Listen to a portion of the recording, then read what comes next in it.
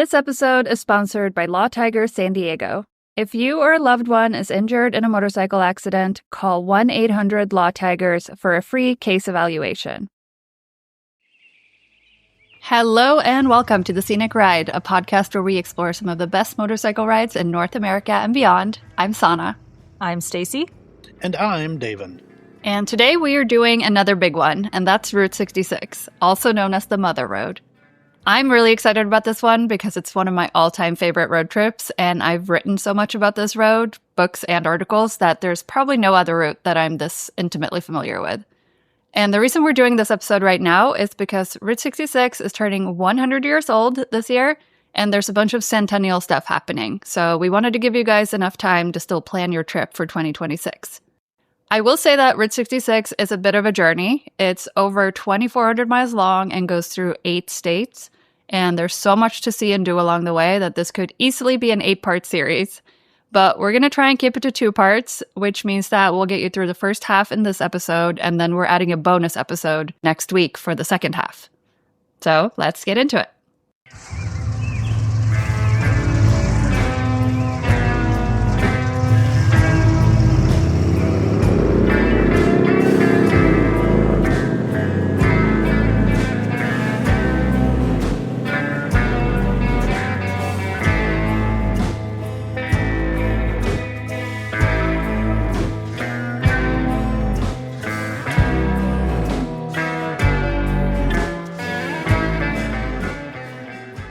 So usually my idea of a perfect motorcycle road trip involves scenic, twisty roads far away from civilization.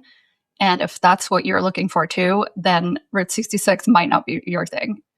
But if you like Americana, quirky roadside attractions, classic neon signs, mid-century architecture, and Native American history, I would argue that there's no better road trip in the world than Route 66. Like I mentioned in the intro, Route 66 was established 100 years ago in 1926. It's been called the Main Street of America, as well as the Mother Road. And the Mother Road nickname actually comes from John Steinbeck's Grapes of Wrath, which was published in 1929. And it follows a family migrating from Oklahoma to California during the Dust Bowl. And they're traveling on Route 66. And during this time and the Great Depression, the road did serve as a big migration path for people moving west.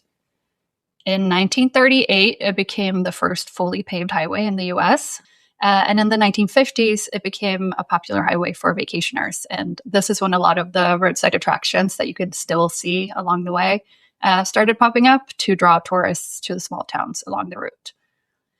And I also will have to apologize in advance because when I say Route 66, I say route. But if I'm just talking about a route, I say route. And I think a lot of people do this. And I don't know why this is, but it's just going to have to be a mix of route and route. I'm guilty as well. So yeah. I think we all think it's what we do. Because route is the correct way to say just when you're talking about a road, but then Route 66 specifically is just a weird way to pronounce it. That's my correct opinion, at least. It's like roof and roof. Yeah. It's all pecans and pecans. It's all good. Yeah. Yes. I got a pecan in my truck. Squirrel. Back to our history lesson. I was enjoying it. Tell me more. Yes. So then came the interstate and kind of ruined it all for the small towns along the way. The interstate bypassed a lot of the original highway, and Route 66 was officially decommissioned in the 1980s. But obviously, that doesn't mean that it's completely gone. Route 66 in its original form was 2,448 miles long, stretching from downtown Chicago all the way to the Santa Monica Pier in California. It goes through 8 states, and today, much of the road either runs parallel to or has been replaced by Interstate 40 and a few other freeways. This means that it's not always the most scenic or fun riding, but since it is a lot of freeway, it also means that you can ride it pretty quickly if you're short on time. So you can just pretty much knock it out and stop at all the spots and not worry so much about, the views and the gorgeous fun riding. So for me personally, as someone who did grow up in the US, I find this American retro roadside culture thing, it's so fascinating to me. I'm always going on long detours to see a fiberglass giant or like the world's largest ball of yarn. And there's so much of this stuff along Route 66. It's still so reminiscent of the heyday of the Great American Road Trip, with a bunch of small towns that feel like they're still stuck in the 1950s and 60s. And this is my jam. I love this shit so much. Just inject it into my veins. Fill me up. Fill me up. When I think of Route 66, I think of you because it does, it has the big fiberglass giants everywhere, especially on different parts of this route. And yes, long story short, anytime someone's like, oh, Route 66, I immediately just picture Sanna doing like one of her little like hand things in front of a fiberglass giant or a roadside attraction, because it is all things that she loves so much. That is the highest compliment. And I will say, for people who are not watching this right now, because again, this is an audio podcast, but I'm wearing a Route 66 shirt sitting in front of my wall that has a Route 66 little emblem on it. And I'm like fully obsessed with this road. I love it so much. Have you guys ridden the whole thing or just parts of it? Like, tell me about your experiences on it. I've ridden Route 66 in sections. I've never done the whole thing at once. I've always been told that if you want to do the whole thing at once, you should spend at least 10 to 14 days knocking all of it out to enjoy it. But I've done parts of Illinois. I actually spent 3.5 days riding the entire Illinois stretch. I've done parts of Missouri, nothing that I can really give a lot of advice on, but Oklahoma, since I used to live there, Texas, parts of New Mexico, and then basically all the way west. So I've done it in patches, sometimes intentionally, sometimes not, but it's always been fun. I definitely would say that for me, I think the western side is the side I enjoy more just because of the scenery. But I do think as you get closer to the Midwest, I do feel that those states have preserved their Americana pretty well. And especially Illinois, they really did a good job preserving the history along Route 66. So it might be really flat out there, but there is a lot to stop and see and do. So I always say that what the Midwest lacks in scenic riding, it makes up for in roadside attractions, because there's so much of this stuff out there. I would definitely agree with that. Yeah, and then I've done a lot of the same. I don't think I've hit as much out east. I mean, I've been to Chicago, so obviously I've seen parts of it over there and through like Missouri. But most of the time when I think of where I've ridden on Route 66, it's Texas, New Mexico, and Arizona, and California. Yeah, those are just some of the good ones for sure. I've also done many of the sections. I somehow always find myself on Route 66 whenever I'm on a road trip. I always end up like doing the Arizona section. I've done a million times. I always end up there at least like once or twice a year. I've done a lot of the Midwest stuff too, but I have done the whole thing at once. In 2021, I rode, actually started in Milwaukee because I had borrowed a bike from Harley, but it officially starts in Chicago. So I did Chicago, and then I did the entire thing except the last 200 miles. So I did the first 2,200 miles in 7 days, which is basically from Chicago to Amboy in California. That's where the Roy's, really famous, iconic neon sign there. And then I jumped off the Route 66 and headed south to Babes in Borrego, which was happening that weekend. And I did all of that in 7 days. So it is absolutely doable to ride pretty much all of Route 66 in 7 days. You're just going to be doing like 400-mile days most days. And you might be asking, why did I not do the last 200 miles while I was at it? And it's... Oh, I know why. We all know why. I wouldn't either. Yeah, if you're ridden those last 200 miles, it's probably my least favorite part of the entire route. You're going through San Bernardino, you're going through like the Inland Empire, Los Angeles County, and then going through actual like the city of Los Angeles. And it's just so crowded. I would say there are a few highlights, but most of the really good stuff is like it kind of ends in Amboy, and then there's like a couple of highlights left, except for the Santa Monica Pier, which I think you have to get to at some point just to get a photo with the big sign out on the pier with the Pacific Ocean in the background. But I don't necessarily recommend those last 200 miles. And I did it because I was working for Road Trippers at the time, and I was writing a story that was basically the ultimate guide to riding a motorcycle on Route 66. And that story is still up. So if anyone wants to go even deeper on this stuff and plan a full-on motorcycle trip on Route 66, I'll link it in the show notes. I also did it during the pandemic. So in 2021, it was still, there's a travel restriction in place. So people couldn't really fly into the US, like Europeans couldn't come in. And usually this is like a hotspot of European tourists, especially Germans love Route 66. So it was very quiet when I was there. I think usually there's a lot more Germans. See Germans. Yes. And like I'm European too, which is probably why I love this shit so much, because it's just we don't have this where I'm from. And I think we can talk just a little bit like high level trip planning stuff, like when to travel. One of the things that I would look out for is the state of Arizona. I think there's a lot that you can get away with riding for most of the year, honestly, on this trip.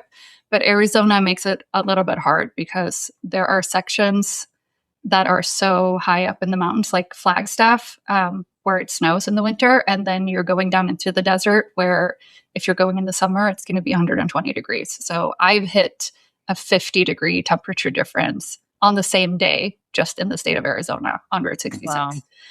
Yeah. So I did the whole thing in October, like the first week of October, and that was great. I mean, it was hot in Arizona still, and it was also cold in Flagstaff in the mountains. But other than that, the rest of the route was like pretty perfect. When have you guys done sections, and when would you recommend? So I started the Illinois section I did it in, I want to say April of last year, maybe it was May. And the weather was definitely topsy-turvy still. And I would say that this is another state where it's going to depend on what time of year you go, because it does snow and ice, especially around Chicago. They just get crazy lake effect weather. And it can just get cold. Like there can be highs of 30 on top of there just being snow. So the winter might not be enjoyable to finish the northern stretch of it or the eastern stretch.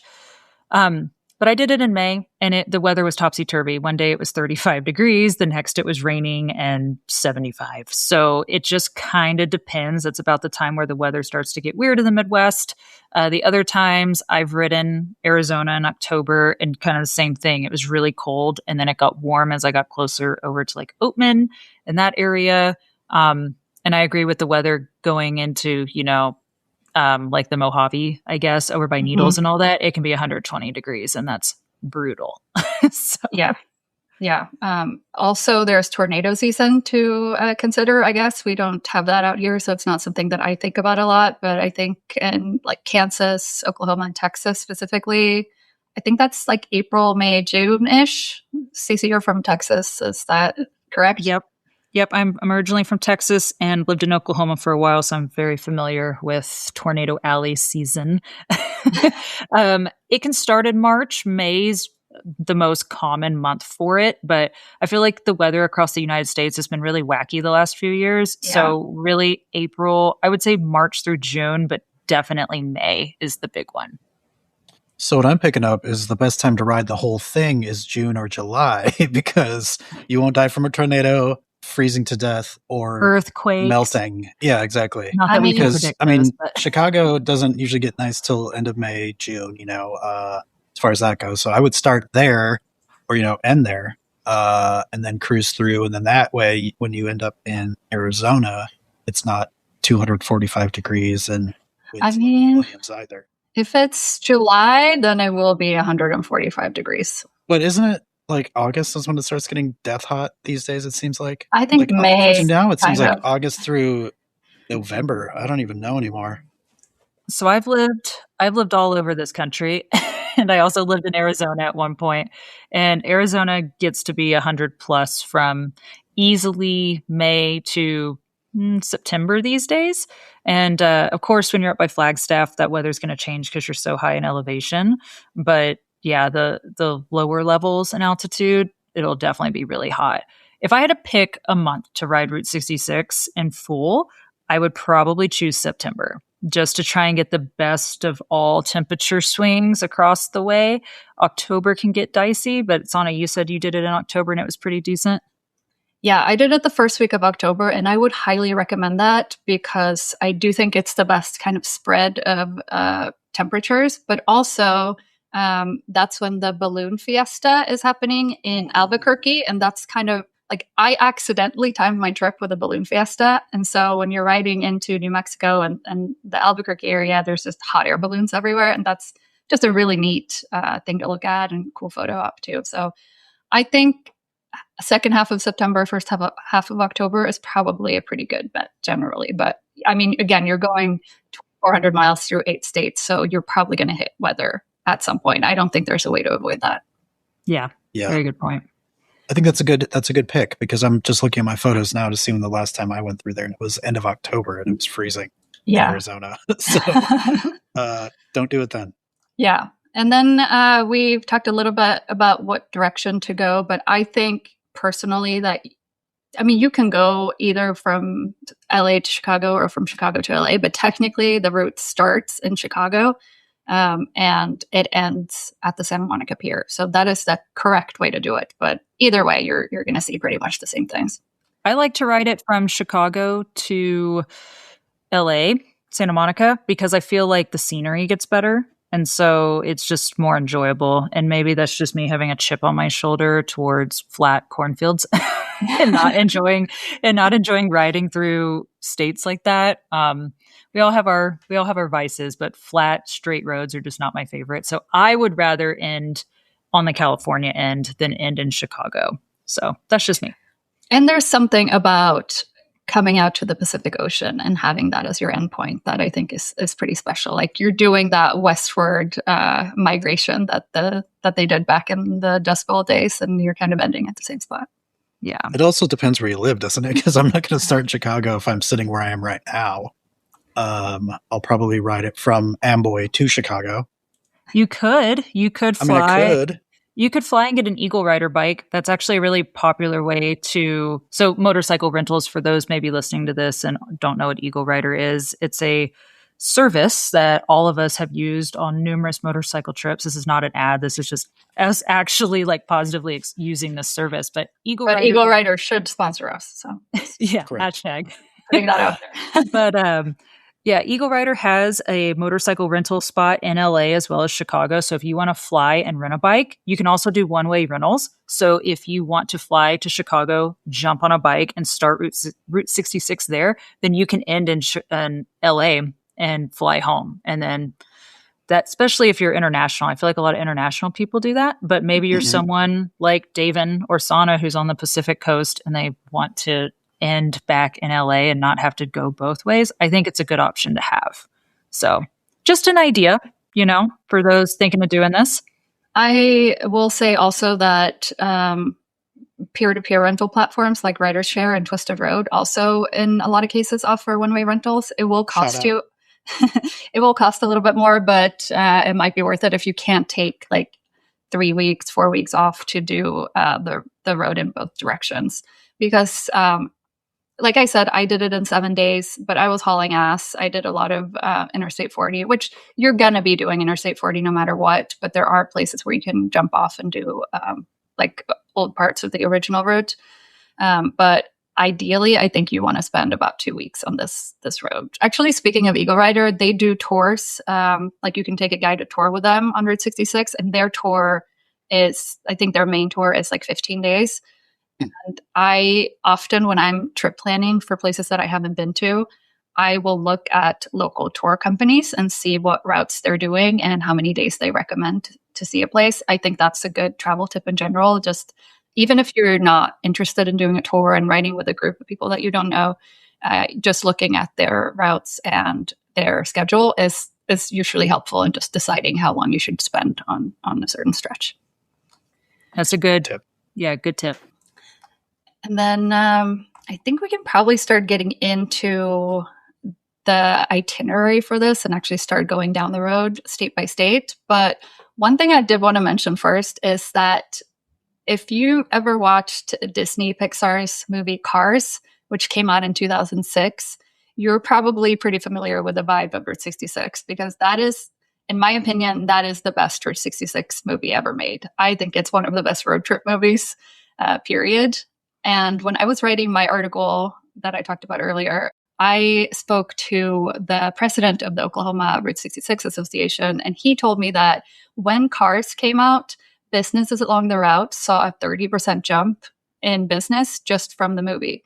So it really helped. Like, it's interesting because I actually just rewatched it, and it goes into a lot of the history of the small towns along the route where they were bypassed by the interstate, and then business tanked, and a lot of these towns kind of fell into disrepair and became ghost towns.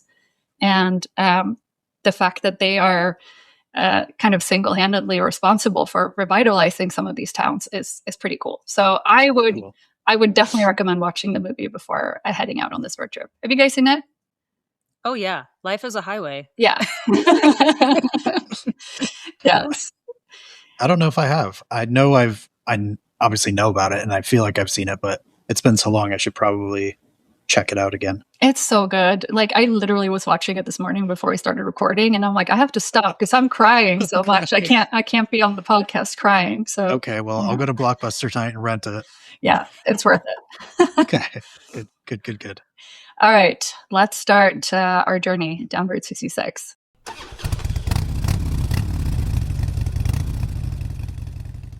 So, like I mentioned, we start in Illinois, we start in Chicago, and the original section of Route 66 in Illinois was 301 miles long.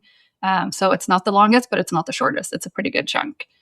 And in downtown Chicago, there's a sign. There's actually a couple of signs, but if you're going to do this properly, go get a photo with the official start of Route 66 sign. There's one on the corner of Adams Street and Michigan Avenue, and then there's another one kind of just a block down Adams Street that I think is more original. The first one I mentioned is they kind of put some stuff up after the fact for tourists, which is still cool. It's still worth the stop. And then get the fuck out of Chicago. I will nod my hat to that and say get out of Chicago, because the traffic is, especially, let's say you're an international traveler and you're going, those are the first people I think of. I'm like, man, if you rent a bike and you're not from here and Chicago's your first experience of America, like, woof, because it's brutal. It's brutal. I mean, same thing if you're going from the other direction, because you're ending and starting in two of the biggest cities in the US with the most traffic. At least in California, you can split lanes, but that's probably not what you want to do when you're first getting on your big hog that you just rented when you're coming from the country. So, I agree. Get out of the city. And then I think the first proper stop should be Wilmington. That's where the Gemini Giant is. I think you were there pretty recently, Staci, right? Did you see they moved him to a new spot? Did you see that spot? I didn't know it was Jiminy, like Jiminy Cricket. I thought it was Gemini, like space. Oh, yeah. You're right. It's Gemini Giant. Yeah. Is it? Yeah. I'm going to call it the Jiminy Cricket Giant now because it is green. But yes, so they did move that giant, and it's kind of close to like a park on a river. I don't know the name of that river, but that is a cool spot if you just want to pack a sandwich like Sanna likes to do and have a snack. You basically just take the little road right behind that giant, and it'll take you down to like a riverfront park. That's not really a Route 66 attraction behind the giant, but I do think it's kind of cool. So just something to add to your notes. Yeah, because he used to be sitting outside of a restaurant called the Launching Pad. That was like a space-themed diner, so it's definitely Gemini. He's also an astronaut muffler man. So, how far out of Chicago is this Gemini Giant? It depends on how many times you stop. I mean, are we talking 100 miles or 10? Probably 100 at least. Okay. I Probably think 100. Yeah. So it's quite a little bit of a journey outside of Chicago, and there are other things to stop at before that, but I think this is one of the iconic ones, especially if you like Muffler Men, which if you're love Muffler Men. I mean, how could you not? Big Muffler Men guy. He was actually, when the Launching Pad diner closed permanently in 2022, I think they fell on hard times during the pandemic, like a lot of businesses along the route. He was for sale, and I was like scheming on how I could get a Muffler Man in my front yard of my rental unit in central San Diego. But he ended up selling for $275,000. Holy crap. Before being restored. So there were restoration costs involved on top of that. So yeah. My Muffler Man dreams live on. Okay. We'll get you one day. Yes. I think there is one cool thing to see before the Gemini Giant that I got to do. So last year, like I said, I spent about 3.5 days doing the entire Illinois stretch, which was really cool because I typically wouldn't slow down that much, but it really allowed me to stop and see a lot of cool stuff along the way. And I went by the old Joliet prison. Yes. And it's this old prison that you get to tour bits and pieces of it. It's really cool. I'm not like someone who's into like prison history or any of that, but old architecture is really interesting. And it's just neat. There's lots of textures and there's lots of info boards as you walk the grounds. That particular prison is really famous for being in the Blues Brothers. And I've seen Cars, but I have not seen the Blues Brothers. I'm not like a big movie fanatic. So if it's a Disney movie or Pixar, I've probably seen it. If it's something like that, I probably haven't. But if you're a Blues Brothers fan, that's probably going to be something you're going to want to stop and see. Yeah. Yeah, that's a good one. I'm glad you mentioned that because it should have been on my list. And then I'm just so focused on the quirky roadside attractions that I forget some of this like historic stuff that you're into. So apologies, but that's why we're a team. Teamwork makes the dream work. Yes, we cover all of it. The racetracks, the history, and the americana between the three of us. And the ice cream. Yeah, we got it. Yes. So then one of my favorite towns on the entire route is Atlanta, Illinois. And that's where the American Giants Museum is. There's a really famous muffler man it's a Paul Bunyan muffler man holding a hot dog. So Bunyan with a hot dog is also another iconic site on Route 66. And the American Giants Museum is pretty new. It opened in the last few years, but they kind of have a rotating exhibit, I guess, of muffler men and other big fiberglass statues. So if you go, every few months, you'll probably see something different each time. I think you were there, I was there I think it was May last year, and then you were there like a couple weeks after, I think, Staci. And there was another muffler man there when you were there that I didn't get to see. Yeah, so the guy who owns this Giants Museum restores all of these muffler men. And so it's kind of like his personal collection. And if you get to go into this museum, definitely check the hours because they're not like a typical 9 to 5. So they're not always open. But this was definitely one of the top things I got to see in Illinois. And I think it's also, I'm a little biased because Sanna and I have been friends for so long. And I know this is something that she's so obsessed with.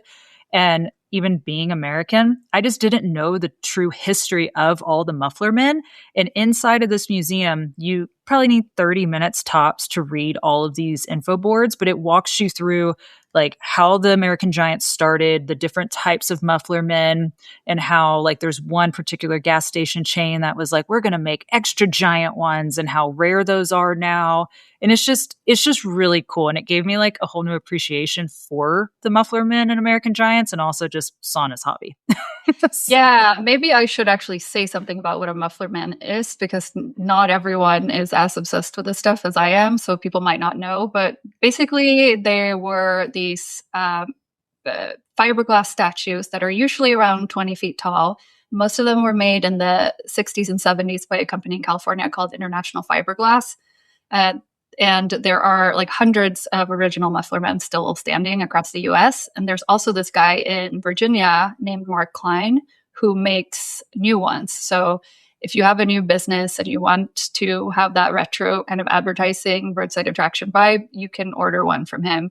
He's been building a bunch of them for Tulsa specifically lately. So we'll get to that when we talk about Oklahoma. But as far as like the best places to see new muffler men today, I would say Tulsa is a really big one. But like you mentioned, the gas station that made them too, that was Texaco. They back in the day commissioned a version of the muffler man called the Big Friend. And they made, I don't know how many, I don't have any of this information in front of me right now. I'm just pulling stuff out of my brain. But they made, let's say they made 100 of them, and then they just placed them out at different Texaco stations.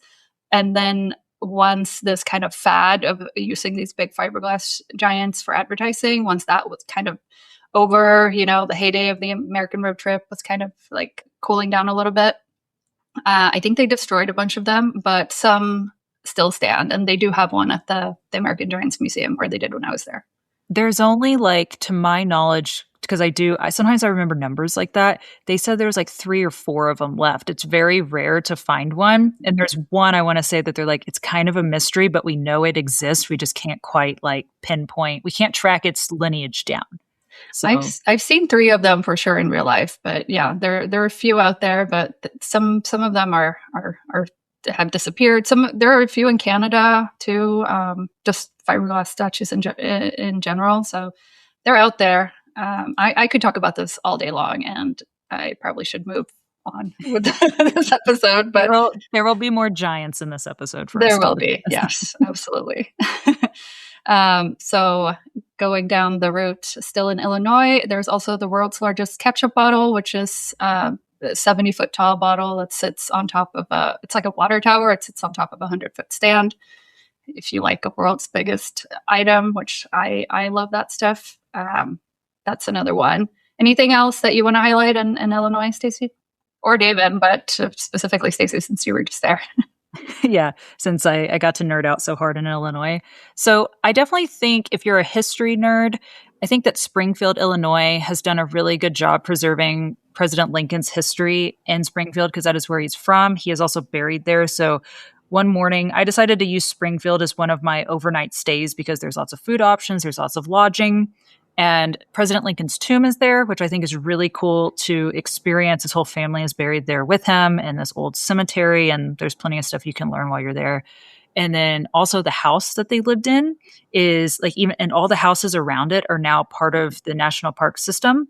And you can go in and tour it. It's completely free to visit. You just have to get there early enough in the day to reserve one of the permits because it's kind of like a lottery system where it's first come, first serve. But I do think that's really cool. There's even some of the original relics in the house from when President Lincoln lived there. And I just really enjoyed learning about all of that. Politics aside, I think that is just something in American history that is so cool to see because it's not like that was 50 years ago. That was a while ago. Right. So I definitely think that is something really cool to check out. And Springfield is kind of unique where as a foodie, I will say it's the Midwest, so you're not going to find like crazy flavors of things, in my opinion. But Springfield has kind of some Illinois iconic things you can try. And one of those is the horseshoe sandwich, and they call them shoes. So you'll go into a restaurant and they're like, oh, I'm going to get a shoe. And it's a horseshoe sandwich. And it's basically like a bunch of French fries and cheese sauce. And it's kind of like an open burger. You can also get like fried chicken. It's a hangover meal. Let's just categorize it as that. Like when you eat it, you're like, man, I wish I was hungover right now because that is exactly what this is for. But it's a thing you have to eat in Springfield. So if that's up your alley, totally check that out. But I think like the one thing that I really enjoyed eating in Springfield was the original corn dog at the Cozy Dog Drive-In. And I'm not exactly a corn dog connoisseur, but I feel like that is just something that you have to do when you're there. And so this spot came up with corn dogs however many years ago. It's still family owned and operated. And yeah, they have all kinds of other things on the menus. Didn't try them. I was there for corn dogs, had 2 of them. I ordered one and went back for seconds. So nice. I think it was good. It's so funny because I co-wrote an entire guidebook to Route 66. So I know of all the restaurants, and I have stopped at 0 of them because it's like you said, it's like greasy. Like this is American food. This is like American diners, like greasy spoons galore. Yeah. Galore. Yeah. So if you really want that full American experience, like all the Germans probably do when they come over, you should eat at the diners and the like classic Route 66 joints. But it's just so not my jam, unfortunately. So I'm glad you can contribute to this.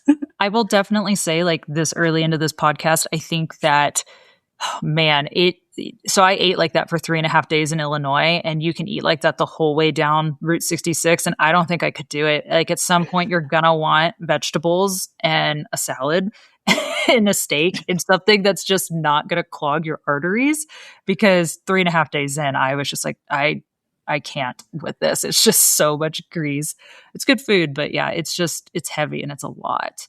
Yeah. That's something to prepare yourself for mentally, is there's going to be a lot of greasy food. I think, generally I don't love a road trip that goes through a bunch of big cities, but for the purposes of eating along Route 66, it's kind of good that it goes through a bunch of like kind of decent sized cities and towns. I'll mention Tulsa again. I found a vegan cafe there that was so good, and because I also just needed vegetables at that point. So that's the benefit to having some bigger cities along the route, because you can find basically food for any dietary restriction as well. Yeah, for sure.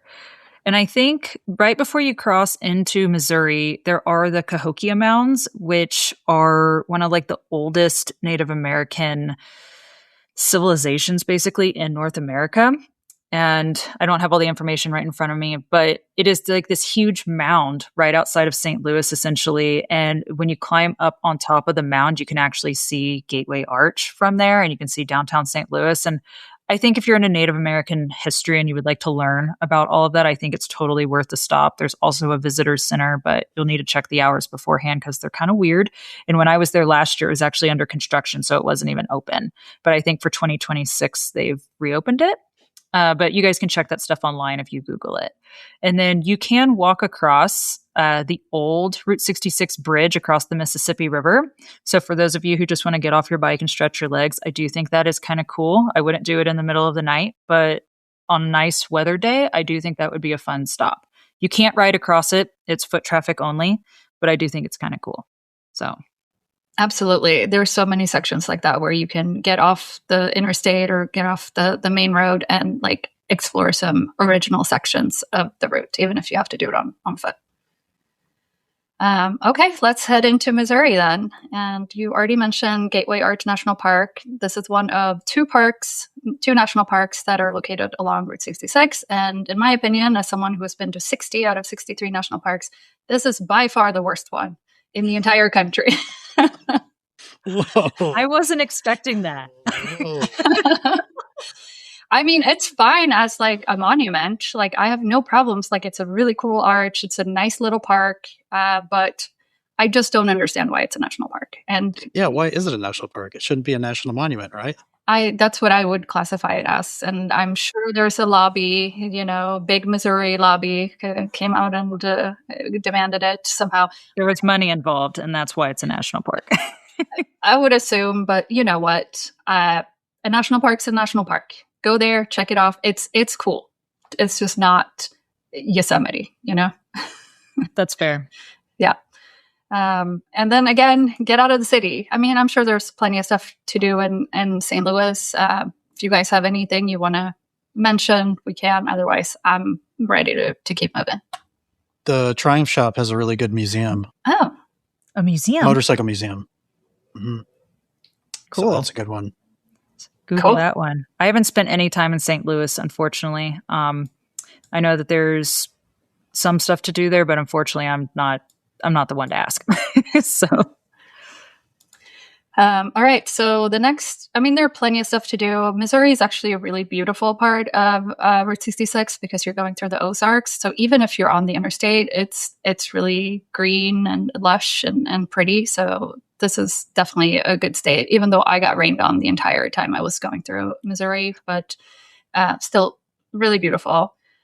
There's a town called Cuba that is famous for its murals, so that's a good stop. There's actually a really famous barbecue place in Cuba too. That if you're into that kind of stuff, you can look that up. And then also in Cuba is the world's second largest rocking chair, and it's not the world's largest rocking chair. It used to be the biggest one, but then Casey, a town in Illinois, built a larger one, and we can talk about Casey at some point, but it's a little town off the interstate that basically has made a name for itself by building a bunch of the world's largest items. I think they have 12 that are registered in the Guinness Book of World Records. So it's just a small town full of big things. It's pretty cool. But they basically came in and knocked Cuba off of the spot as having the world's biggest rocking chair. So that's unfortunate for Cuba. But it's still a cool rocking chair. It's still very big. If you're into those kind of things. Yeah, which I am. And then probably one of the best, like the funniest stops along the entire route is Uranus Fudge Factory. And this is just like a dumb little town. It's not even a town. It's just like a roadside stop called Uranus. And it's if your sense of humor is in the gutter, this is like the best place you're ever this is your cup of tea. This is your premier Route 66 stop. I mean, it's so funny. They have puns for days. If you go on their website, they say we've crammed Uranus full of fun, and it's true. They really I crammed. can't believe I haven't been there. Yeah, they have a cop car in town, or in the little roadside attraction inside of Uranus, and it says on there, "Protect and serve Uranus," which all of it is just so funny. It's so corny. It's great. It's great. I actually didn't buy any fudge, but they do sell. It's like all of it is like a souvenir in town. They also have the world's largest belt buckle. The world's largest belt buckle is in Uranus. Where else would it be? Yeah. That's where I left it. Yeah. But so it's a funny stop. I just giggled my way through Uranus, and I would recommend it to anyone. And then moving on to Garyskay Parida. I think that's how you say it. I don't know what Parida means. I tried to figure it out. But this is basically another one of those kind of iconic Route 66 stops, which is a recreated, restored 1930s service station. There's so many of those along Route 66. And I love those too. I think it's so fun with these like old school gas stations with the old school gas pumps. And this place is just full of mid-century memorabilia. When I was there, the guy who built it, his name was Gary, but I'm pretty sure he passed away. So the guy who owns it now is named George, and then his wife, I can't remember her name, but I was talking to George, and he had a pet goose there named Ladybird, who was nibbling on my boots while I was talking to him. So I don't know if Ladybird is still with us, but that was a nice little visit. And then he told me to go to this place called Red Oak 2 that I think is a little bit kind of a hidden gem along Route 66. Have you guys heard of it? I haven't. So I'll tell you guys about the history because it's really interesting. So there used to be a real town called Red Oak in Missouri, about 18 miles away from where Red Oak 2 is.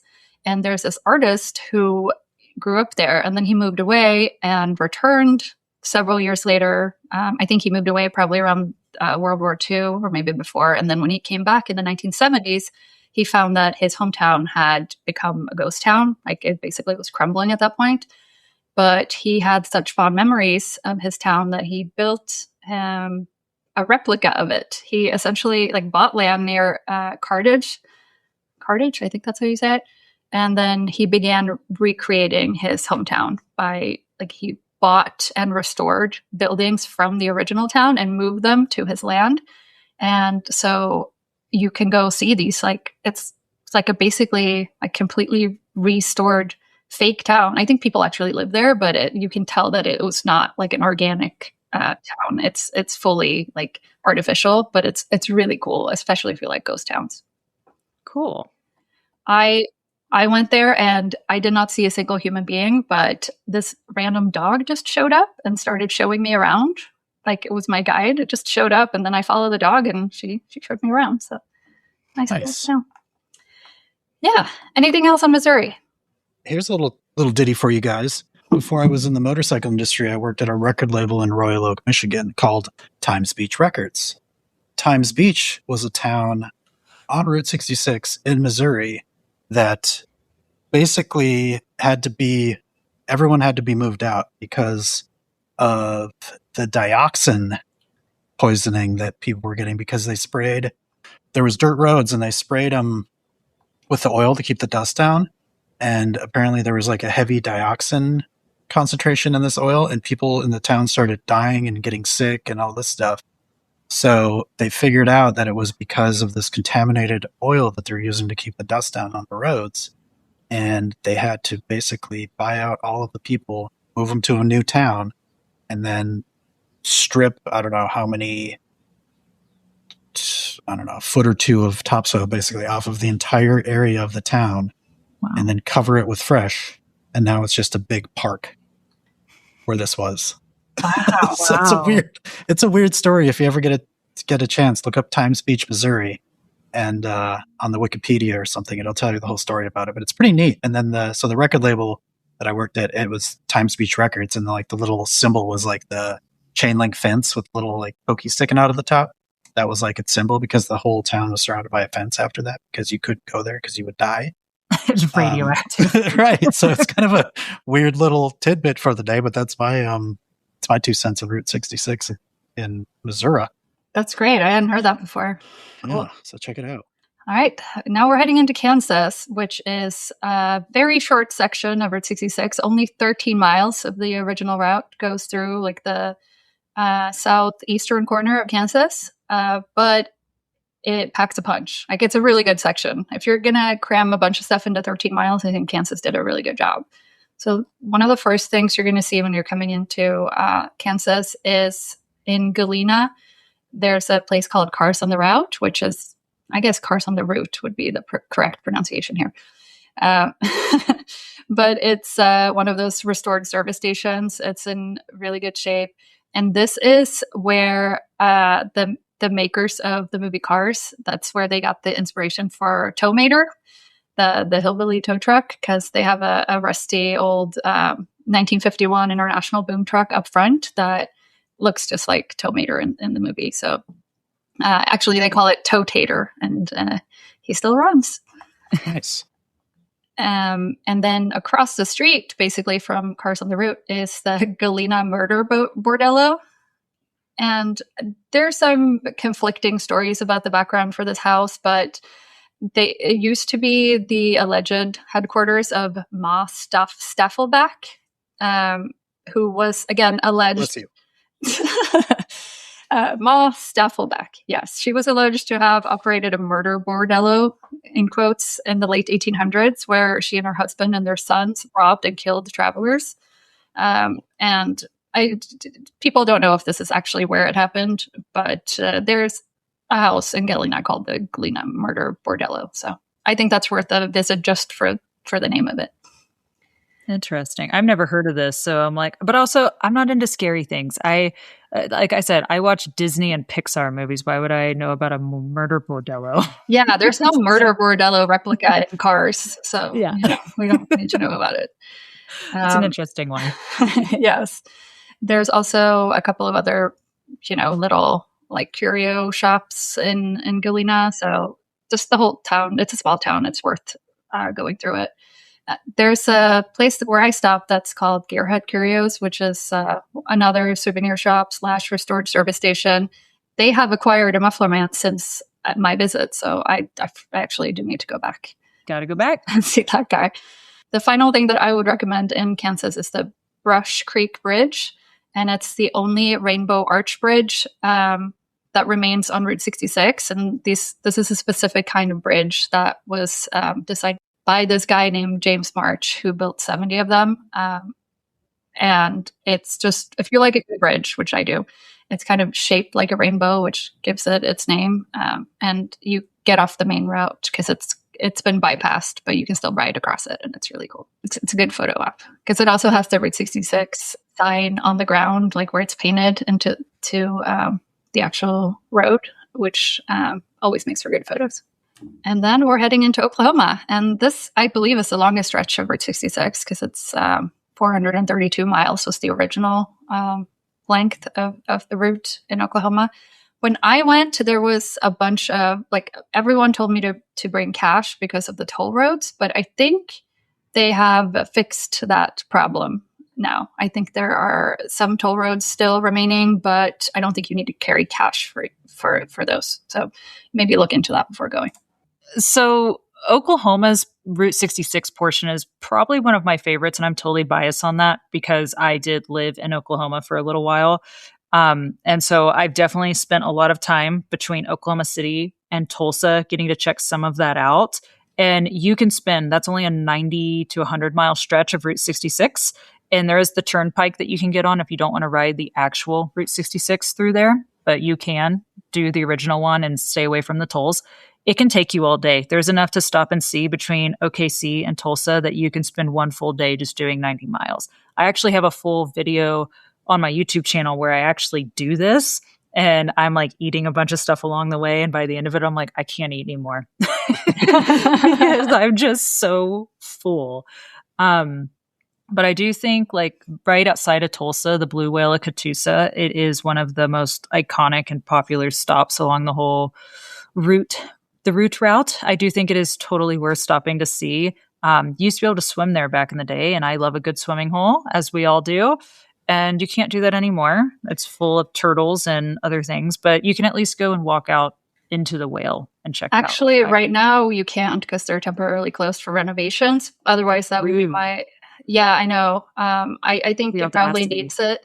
I don't know how long. I think probably about a year or so, maybe a few more months, because it's been closed for a little bit. But yeah, the Blue Whale is iconic. Again, iconic Route 66. You have to go there. Even if you can just like peek at it from outside of the fence or whatever. I don't know how much they've closed it off. But yeah, you unfortunately right now can't walk out onto the whale, which is a 20-foot tall, 80-foot long blue whale that's built over a pond. It's very like random, but it's cool. It's really cool. Yeah, it's super cool. I totally think it's worth a stop. So definitely, if you can, stop and check it out. Yes. And then I think we should head into Tulsa because that is one of the best Route 66 cities in the country, I think, or along the whole route. They've definitely leaned into their Route 66 heritage. Yeah. And if I can provide a bit of history, I want to say his name is Cyrus Avery. He was a Tulsa resident, and he's been nicknamed the father of Route 66. So they are very gung-ho about their Route 66 heritage there. And I feel like as someone who used to live in Oklahoma and has just gotten to watch OKC and Tulsa change over the years, especially the last 20 years, Tulsa's kind of gone through these waves of where it's kind of expanded really fast and then it kind of shrinks and Oklahoma City takes the lead. And I feel like, especially in the last 10 years, Tulsa's kind of gotten another like revitalization era going. And they've been really leaning into the Route 66 and historic stuff. And it's really cool out there. Yeah, they do have some interesting historic sites, like the Black Wall Street is there, which is definitely worth a stop. But then there's also like a lot of this Americana. So one of my favorite stops is Buck Adams Cosmic Curios, which is another little souvenir shop essentially that has, they have this kind of famous muffler man out front. His name is Buck Adam, and he was just joined. He has a mate now. So Mark Klein, the guy in Virginia who makes new fiberglass statues, he made them a cowgirl for Buck. So he has a Stella to join him now. And there's in that area, if you can get to Buck Adams, there's so many more roadside attractions just like in that general area. And just riding Route 66 through Tulsa, there's so much to see just off the main drag. There is. And there's even, this is a good ice cream stop. There is a kind of like public market that has a bunch of different food stops. And there is ice cream in there that has been rated as like one of the best spots to grab ice cream in Tulsa specifically. So if you're craving a little sweet treat, definitely stop into the Mother Road Market, and whether you want tacos or ice cream, they've got it in there. So, and we do. We love a sweet treat. Sounds like I need to make a trip to Oklahoma here this summer. I've not spent much time in Oklahoma at all. I need to change that. Have you been to the Seba Station Motorcycle Museum? I have not. I have. That's the one thing I thought that you would have been to, Davin, because you're so into the motorcycle museums. Yeah, no, I've not. And I've heard of it, but just haven't made it to it. Have you been there, Sanna? I have been there. I rode up there on the Pan America that I was riding on Route 66, and this guy who was on, I don't know, some weird bike that I could not name, like an old man just out for a day cruise. He saw me get off the Suzuki bike. Boulevard. I mean, honestly, it was that same genre for sure. Perfect. Or like a V-Strom or something, like probably a Suzuki. Obviously. So he saw me get off the bike, and he came right up to me and was like, "That's a lot of bike for a little girl." Mind you, I'm an adult woman, but he was just like, he wasn't being rude. He was just he had never seen anything like this before. He could not believe his eyes. So he actually followed me around the museum. The entire time I was in there, he was just following me and asking questions about, you know, How does your little lady brain handle that big old motorcycle? yeah, it was kind of ruined my experience at the museum a little bit. I don't like, honestly, I'm pretty sure he meant well. He had just never, he could not believe his eyes. Yeah. I think if you're a motorcycle enthusiast, I think that the Seba Station Motorcycle Museum is definitely worth a stop. The guy who owns it, it's all donation based, so it's free to go into. And of course, if you want to leave a donation, that's great. I totally left him a 20 in his little tip jar when I left. I used to live in OKC, and it was closed every time I tried to go there. I think I must have had work off on Wednesdays, and Wednesdays is the one day he was always closed. So I would ride out there all the time because it's probably 30 minutes outside of Oklahoma City on Route 66. And so it's not too far. But I was just never able to go when I lived in OKC. So inside, he's got all kinds of different bikes, and there's old like race suits. And just last time I went, there was even a little electric Indian motorcycle for kids in there. So he's got a little bit of everything, which is really cool. Yeah, there's not a specific genre or era or manufacturer. It's definitely a little bit of everything. Cool. You guys answered my next question. Thank you. Perfect. Staci, do you want to add anything about Oklahoma City? I got nothing because I don't even think I stopped in OKC when I went through. Absolutely. So I lived in Oklahoma City for about a year, and also, I've gone in and out of that city now for like 15 years at this point. I think if you're a foodie, this is a really underrated city. Oklahoma City has expanded a lot in the last 15 years that I've been visiting, and it's really cool to see it kind of come up in the world. I feel like it's still 15 years behind everyone else, but it's kind of cool that way. I think when you go through downtown OKC, so the route through Oklahoma City, because the city has also expanded so much, the official route through the city has changed over the years. And you can Google this and you'll get a couple different answers as to how Route 66 went through town. But 23rd Street's a really popular way to get onto Route 66, as well as Classen Boulevard. And there is the milk bottle building that is in that area of Oklahoma City. And I used to pass that every day on my way to work, and I just love it. It's such a cool little building. And there is someone who rents it out and uses it for their small business. It isn't food or anything these days, but just be respectful of that if you do decide to stop and take some pictures by it. I've totally pulled my motorcycles up next to it and have snapped some photos. It is next to a live road, so there will be traffic, so just be mindful of that as well. But that's probably one of my favorite kind of old roadside attraction relics that's down in Oklahoma City itself. You can find any kind of food you want in OKC too, and I think that that's a great stopover. The last time I actually went through there and rode Route 66, I stayed up in Edmond, and that put me right by Pops and the Acadia Round Barn, which are also really popular stops in Oklahoma City. If you don't know what Pops is, it is a gas station that has just about every flavor of soda you can think of, hence the name Pops. I've tried a ranch soda from there. If you want to watch me have the worst time of my life drinking it, you can watch it on my YouTube channel.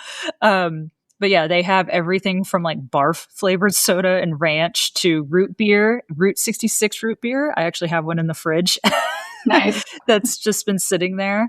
I think it's a cool stop. And if you're around OKC, this is actually a really popular motorcycle stop. A lot of people will meet up there and go on rides for the day, or they'll have lunch there. They also have like burgers and shakes and your typical Americana kind of food. And there is motorcycle parking. So that's how you know it's a pretty popular motorcycle destination, I think. And they do have a cool, like big soda bottle, like installation kind of outside that it's hard to miss. It's pretty cool. Yeah, you can't miss it. And at night it kind of lights up in different colors, it's cute. But yeah, I think it's worth stopping in there just on that alone. And that stretch of Route 66 through Oklahoma I'm way more familiar with. When you start to head further west, I know there's a couple more things as you get closer to the Texas border, the state line. I think there's an old gas station out there that a lot of people like to stop at. I've never gotten to stop at it. Do you know which one I'm talking about? There are a few. I don't know if we're talking about the same one. My favorite is one called Lucille's service station, and it's like a 2-story one. So it's got a very different architecture. It's actually one of the only remaining 2-story fuel stations like that exist like in the country, I think. So that's one. I think there are a few other ones as well. There's one that has green neon, and it always looks really cool in photos. Again, there's revitalized service stations. A lot of them, they're not active, so you can't get gas at these places, but they're really cool for a photo op. I think almost every state has one of some sort that I think is worth stopping to see. So if you see one, you're doing great. Yes, and honestly, you're going to see multiple if you're going down Route 66 because there's so many. And then my final stop that I would highly recommend in Oklahoma is in Eric, which is a little town right across the state line from Texas. So there is a place there called the Sandhills Curiosity Shop. It's not actually a store. I don't think anything is for sale in there, but the guy who owns it, his name is Harley Russell. He describes himself as a redneck hoarder, and he uses the spot as his own little like place to play music for people and put on shows and display his collection of random shit. There's just like, it's one of those iconic spots. There's actually in the movie Cars, the curio shop in there is modeled after the Sandhills. So it's got a bunch of old road signs and, vintage gas station stuff, like just a bunch of signs and americana. So this is really cool stuff as well. And with that, we're leaving Oklahoma and heading into Texas and the official midpoint of Route 66. But we'll save that for the next episode. Like I mentioned earlier, we're splitting this into 2 parts, and the next part will be released as a bonus episode next week. So make sure you subscribe so you don't miss it. Also, if you like the show, we'd really appreciate it if you could rate it and leave a review. For regular updates, follow at The Scenic Ride on all the socials, and check out thescenicride.com for previous episodes, merch, and to sign up for our newsletter. We'll be back in the feed next week with the second half of Route 66, and until then, enjoy the ride! The Scenic Ride is hosted by Staci Wilt, Davin Ortonen, and me, Sanna Bowman. Our theme music is by Ryan Sin. If you like the show, please rate and review it and tell your friends to listen. For all the latest updates, follow at The Scenic Ride on Instagram or visit thescenicride.com. Thanks for listening.